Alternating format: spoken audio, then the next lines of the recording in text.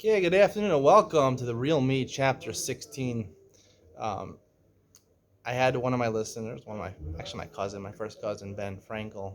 He listened to Chapter 15. I don't know if he listened to any other chapters in the book.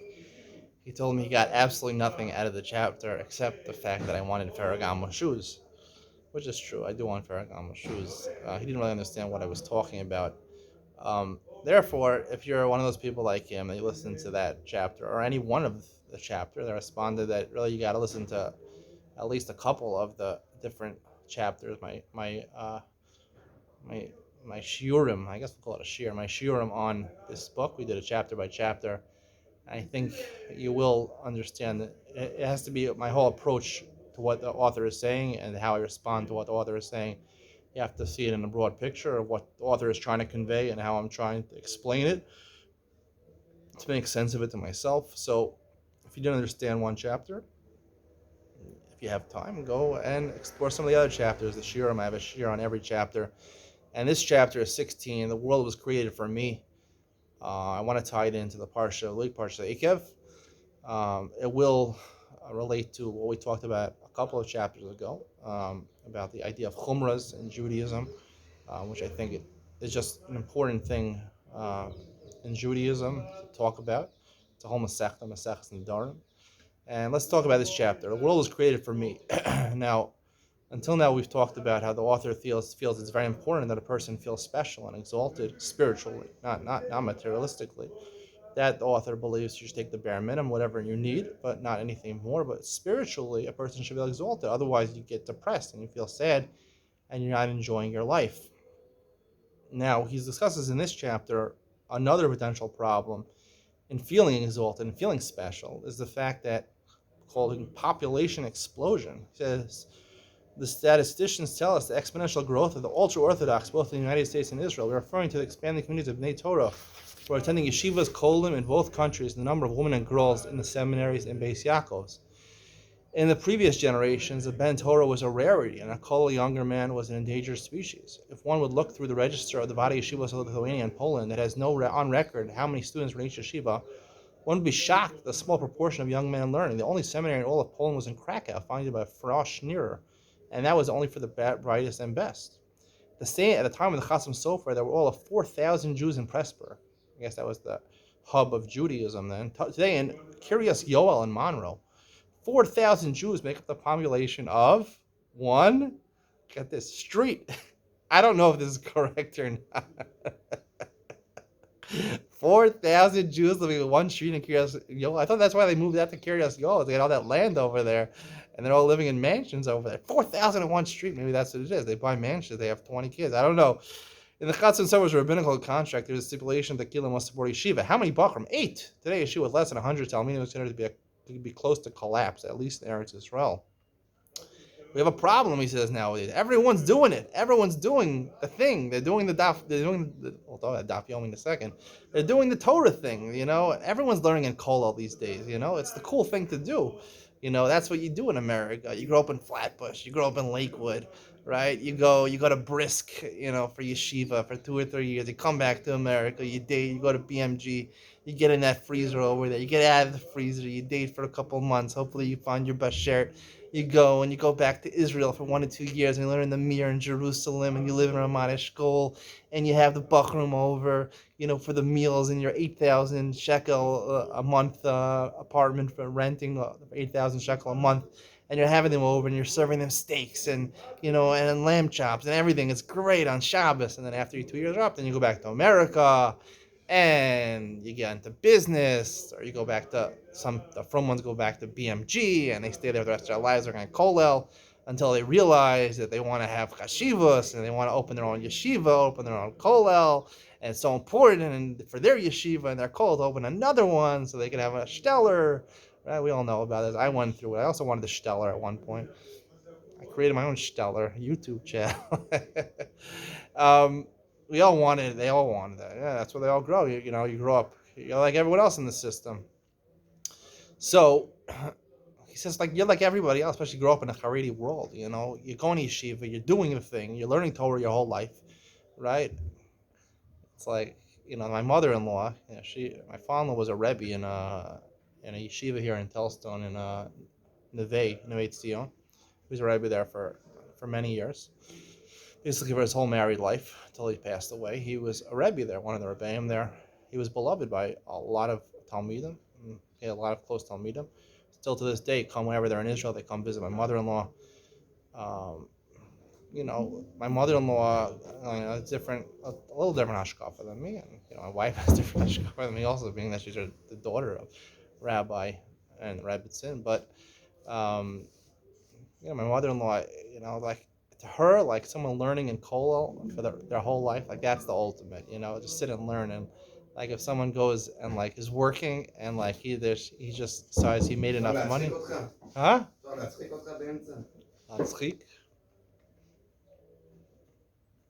Anyway, so what we're saying is that no, so she considers it the best smile in the world to sit in kollel if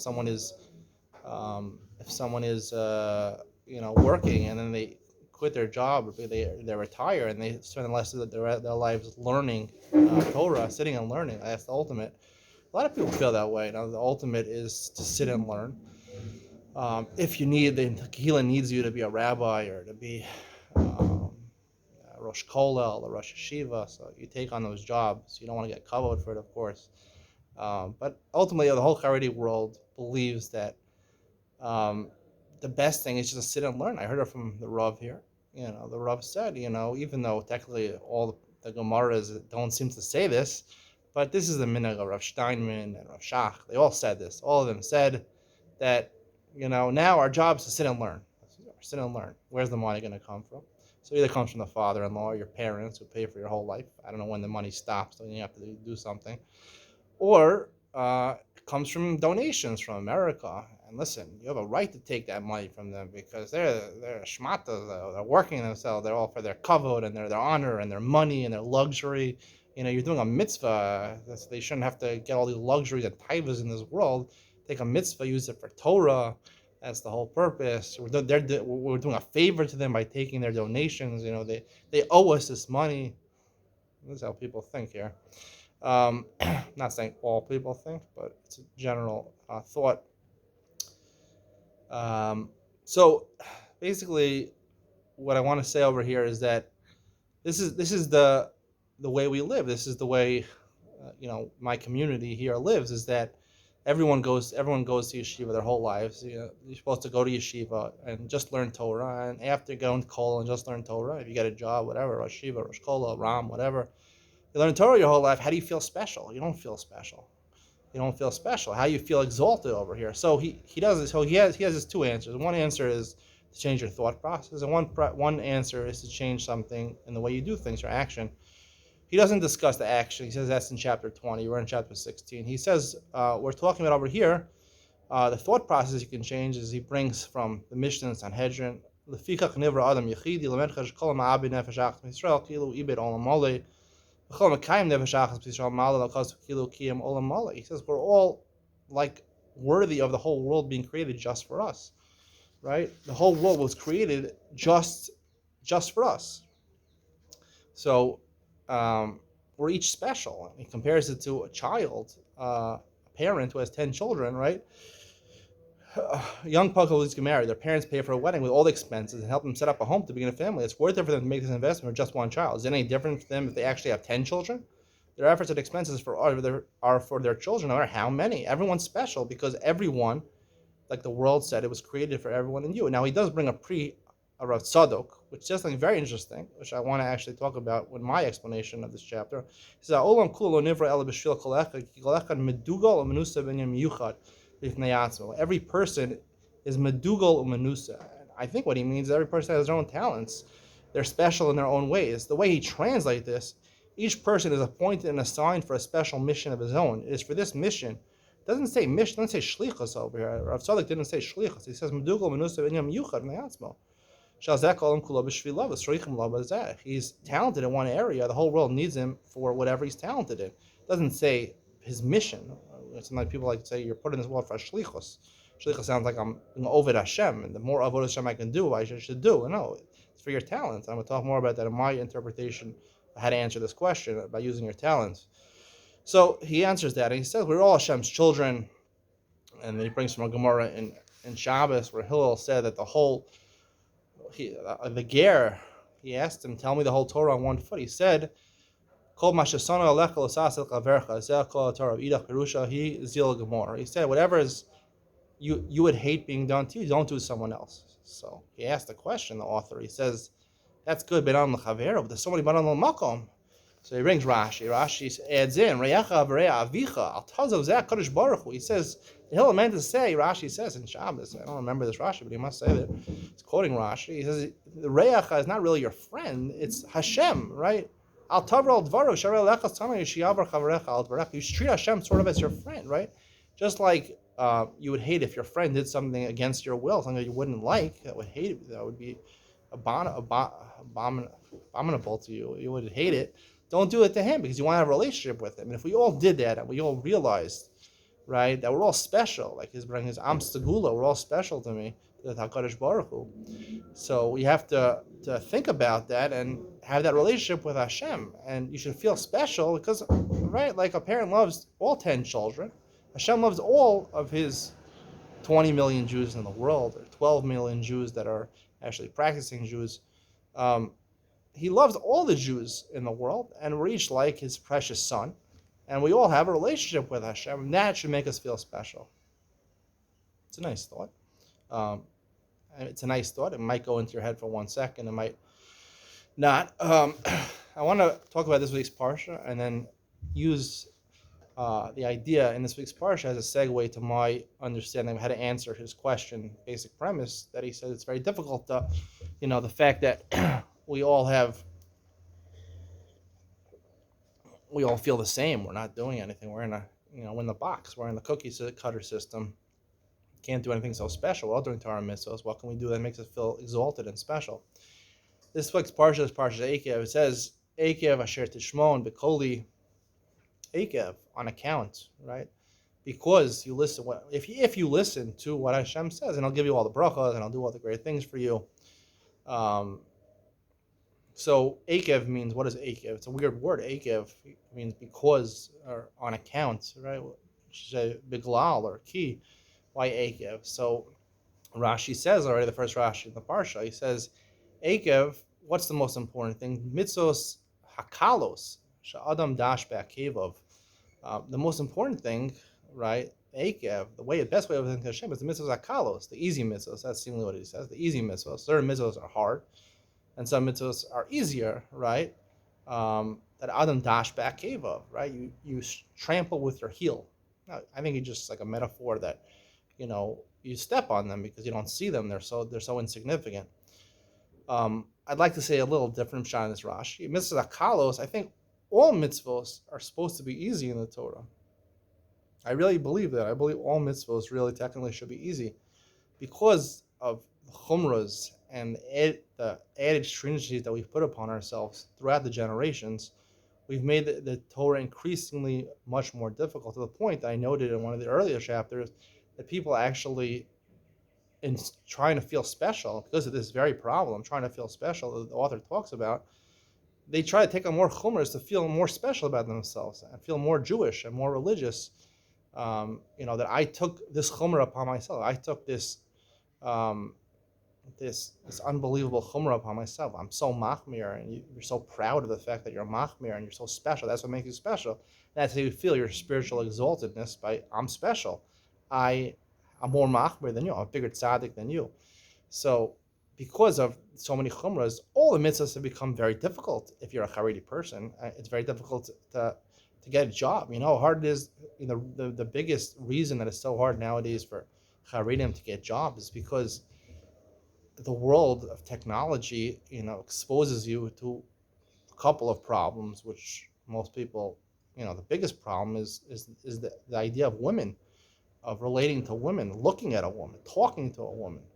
Forget about shaking hands with a woman. I mean, that was a 90s discussion. Now we're talking about even looking at a woman. You can't use social media because you might see an ad with a woman, even if she's dressed stylistically. We talked about it in the shir today, in Simon Ayin Hey and Shulchan Aruch, more about what you're allowed to look at, what the Torah seems to say you're allowed to look at in a woman. Now you're not going to look at a woman's face. So how are you going to get a job? How are you going to go into the corporate world and look at work together with women in the same office. How could you do that? And even where they have offices, like they have this company my friend works at. It's called Citibook here in Israel, which is it's a branch of a big I think it's called Madison Title Insurance. I don't know. They manage some mortgage services company. It's a big company centered on Lakewood. They opened branches there in Israel supposedly to help Haredi families earn some money, and they have separate hours. The women work in the morning, and the men work in the afternoon, so they avoid that problem. They help Kol wives get a parnasa. He works in the men's force. It's called City Book. If you don't know why, because City Book was the first place to Kiryat Sefer. So if you translate Kiryat Sefer into English, City Book. Um, there's this. It has a number of branches. A branch in Jerusalem, a branch in Kiryat Sefer, a branch in Beitar, maybe Beit Shemesh also. So they have a bunch of these things to avoid these problems. But most jobs don't. Most places don't offer jobs like that. It's not a well-paying job. Whatever they're paying over there, it's not great money. You want to make good money. Get into the corporate world. You got to the reality is you have to be with women. And that's what makes it so hard for them to to to get into the working world, and you can't go in there. You can't meet them in person because you might come to like them, or have to have a relationship with them. And you can't use social media because there's abundance of pictures of women, and a lot of women are not dressed properly, to say the least, in a lot of pictures. So you can't. You have to stay away from that because of all the chumras that were seemingly Parsha, simple, from Simon Ayin Hey, I strongly, if you're listening to this shir now, I strongly recommend you listen to the shirim I gave, the Ian shir and the regular shir on Shulchan Aruch Yomi. I'm putting it out now. Later, I just recorded it earlier to understand what I'm trying to say over here. But really, mitzvah is supposed to be easy. The Torah is supposed to be easy. And if there weren't all these chumras, like the way I read the Shulchan Aruch, that's why I have a Shulchan Aruch Yomi Shir. Like so many of the halachas are just chumras and chumras and chumras that are zohars and chumras. It's not the Pashup Shah and the Talmud and the Gemara and the Torah. If we just all the mitzvahs could be kalos, they could be easy. Adam dashback keva. What does that mean? Like he steps on it with his heel. Why the heel? The Achilles heel. What's the Achilles heel? Even Achilles heel, you say it's a phrase about somebody, even though he's strong in every action, he has one weakness. What's one weakness? Is the Achilles heel, right? Well, it's Greek mythology. They shot Achilles in his heel or whatever with a poisonous arrow, and he died. But whatever it is, the Achilles heel is a weakness. Why is that the weakness? And the idea is that the Achilles heel, it's a common sports injury. Achilles tear, Achilles tendon tear. It's a tendon which attaches, the foot to the bone, to the femur. Not the femur. Which is it? Oh, it's just the bone. I'm not sure the bone in the leg, tibia. I think it's a tibia. It's the bone between the ankle and the kneecap. The tibia, the femur is the calf bone. The tibia. So it's that's what helps you run, right? If you want to walk, you can walk on your tiptoes. You want to run, you got to have your heels in there, and you have to have a connection between your feet and your legs, right? The feet is the agility, and the legs give you the power to run. And I believe that in order to succeed in life, you got to be running. You can't just walk. You can't just walk. You got to run. You got to think fast. You got to act fast. You got to do things fast. And you got to make decisions fast, right? You have to make decisions. You got to make them fast. Now, if you're faced with so many obstacles that are unnecessary and make life so difficult, for example, to get into the working world, because working is so important, because the Gemara talks many times about it in the Perkei Avos, Derech Eretz, and Yigias Kapecha, earning your own living, is more important than Yerush Shamayim, than learning any Musar Sefer, better than this share, better than Musar Sefer. It's better to earn a Parnasa.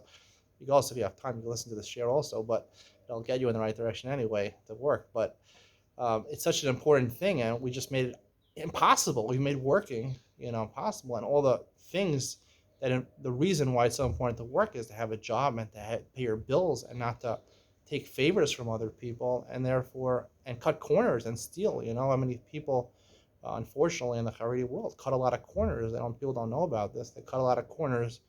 Technically, maybe they paskin Eretz Israel. There's no dina de malchus dina, right? The government is not a real government. The Zionistic government, they can't govern. The Ran says maybe in a Durham, But so many people are so not careful in Dinei Mominus over here, I have neighbors here in my building. I'm not going to talk about what they do, but, they basically and they quote these Gemaras to support what they're saying, and it's comical. Like the Gemara doesn't even say what they says, and then they say, oh, but the Gemara didn't say that. But then they're like, yeah, but the neighbor does this also.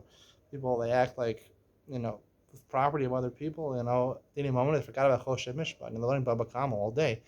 But Ian, but the basic halachas of Choshe Mishpat, yes, they're simple. The halachas are simple, but you have to have work, you have to have money.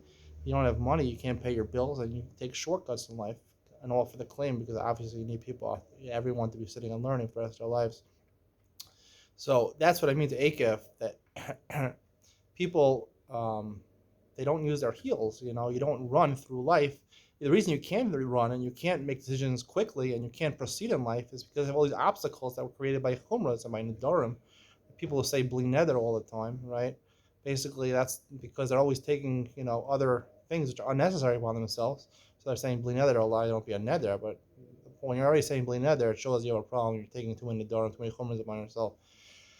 If life were simple and we keep the Torah simply and just do the 613 mitzvahs as they are, right? It's a small part of your life. It doesn't take up a lot of time. You can proceed with life as the way the rest of the world does, and you can run through life and make decisions on the run, on the go, and you can run, and you won't have an Achilles heel. But if the mitzvahs are hard, they're chamuros, then you're gonna have to walk very slowly, and you'll never even get to where you want to go, because right, you'll be stuck. You can't leave the base medrash. You might see something in the street, that you wouldn't want to see. So these are things that has to relate to this chapter. This chapter asks the question, we all are the same. We're all cookie cutters. We grow up Haredi. We don't grow up Orthodox. We're all doing Torah mitzvahs the same way. How do we differentiate ourselves in Torah mitzvahs? And I think the question lacks focus. We don't have to be different in our.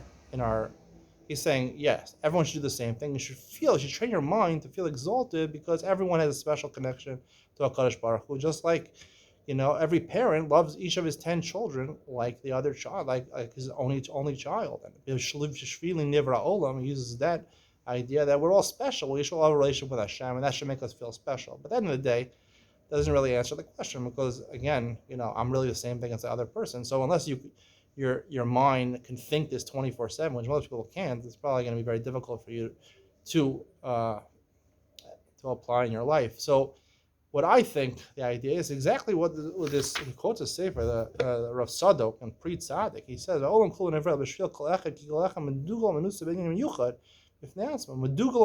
person's exalted, he's lifted up, he's dugal, he carries a flag, he has special traits, special talents. Everyone has special talents, things that are good at. Some are good in academics, some are good in business, right? You go to yeshiva, not everyone should be sitting and learning. Some people are really good at sitting and learning, and some people are terrible. They can't go 2 minutes without getting up and doing something. Those people that go into the business world do something.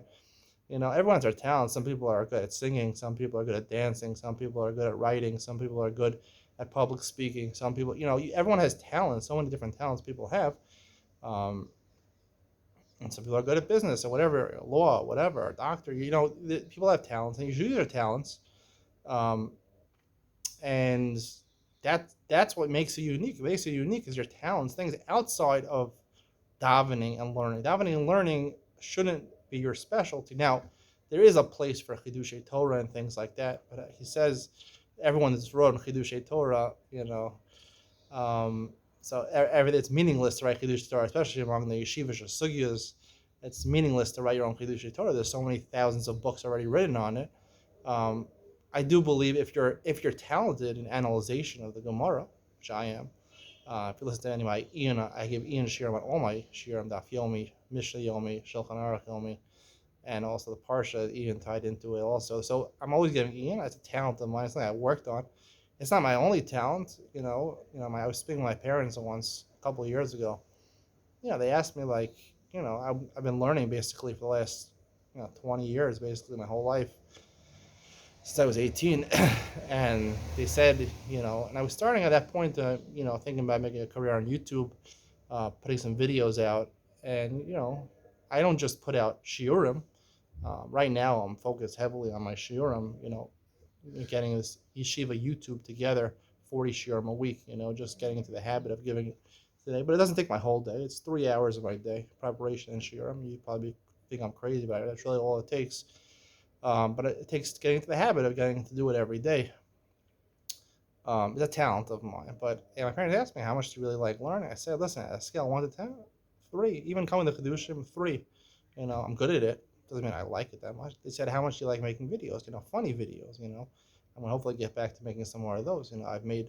I do interviews, which I'm pretty good at. And also I do, it's called Jewish Money. And also I do vlogs and funny videos. Hopefully some skits I'll be producing soon when I get the chance.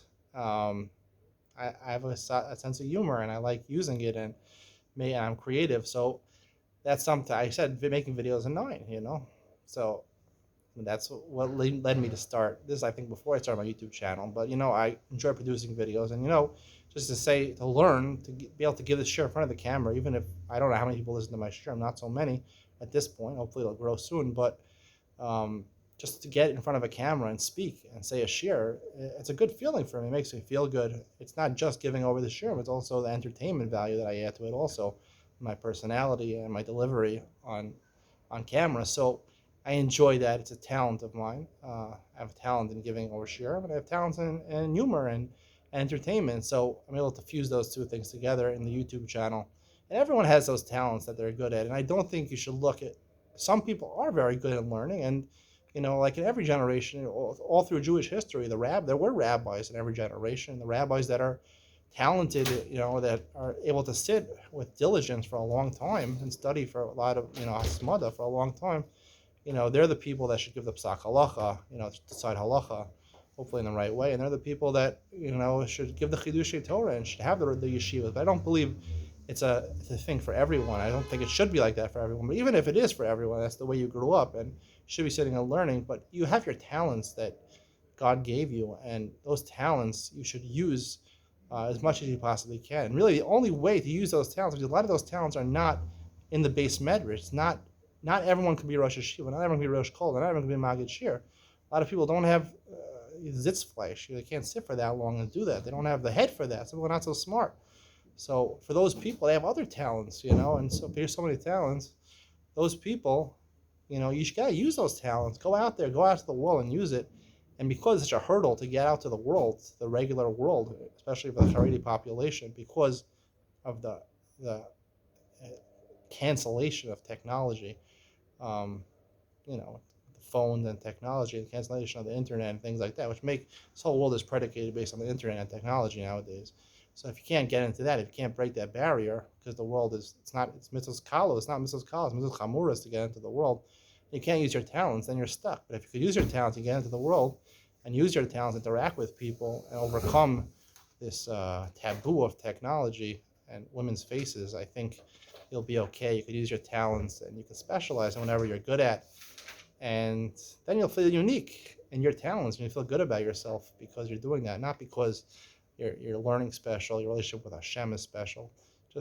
Your relationship with Hashem should be special, but what's going to make you feel special is your talents, your own unique abilities that God gave you. That's why I said, B'shvili nivra olam, the world really was created for each individual. Each individual brings their own talents and their own abilities to the table. And if you use those and you utilize your talents and bring them out to the fullest, then you will enjoy your existence in this world, and you will think positively about yourself, and it will help you a lot.